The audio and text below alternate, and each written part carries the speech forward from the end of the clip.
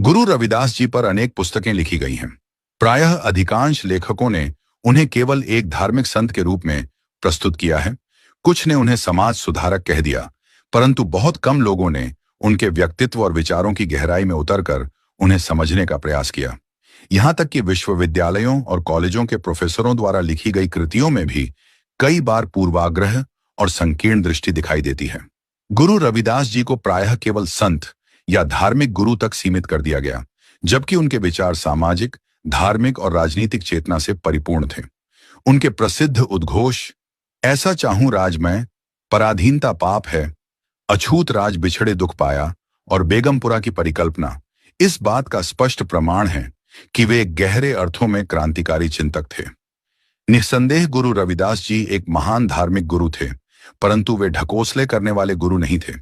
उन्होंने कभी भगवा वस्त्र, जपमाला, तिलक, कमंडल जैसे बाहरी आडंबरों को धर्म नहीं माना।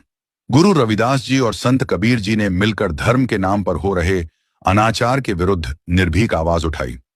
उन्होंने स्पष्ट कहा कि ब्राह्मण जिस व्यवस्था को धर्म कहकर प्रचारित कर रहे हैं, वह वास्तव में अधर्म है। उस समय ब्राह्मण धर्म के मुख्य स्तंभ इस प्रकार थे: वेदों को सर्वोच्च और एकमात्र ज्ञान का स्रोत घोषित करना, ये मान्यता कि गंगा या अन्य नदियों में स्नान से सभी पाप धुल जाते हैं, जाति प्रथा को ईश्वर निर्मित बताकर ब्राह्मण को ऊंचा और शेष समाज को नीचा ठहराना, यज्ञ, बलि और कर्मकांड को धर्म का अनिवार्य अंग बनाना, दान, श्राद्ध और ब्राह्मण भोजन को पुण्य का साधन घोषित करना।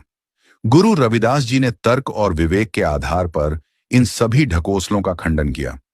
उन्होंने कहा कि यह तथाकथित धर्म वास्तव में ब्राह्मणों की रोजी रोटी का साधन है, जो जनता को भ्रमित करने के लिए गढ़ा गया है।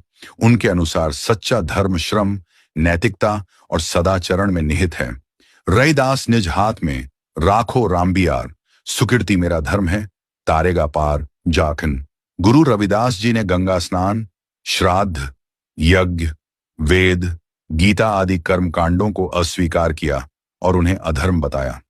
उन्होंने श्रमण परंपरा को अपनाते हुए नैतिक जीवन और परिश्रम को ही मुक्ति का मार्ग माना।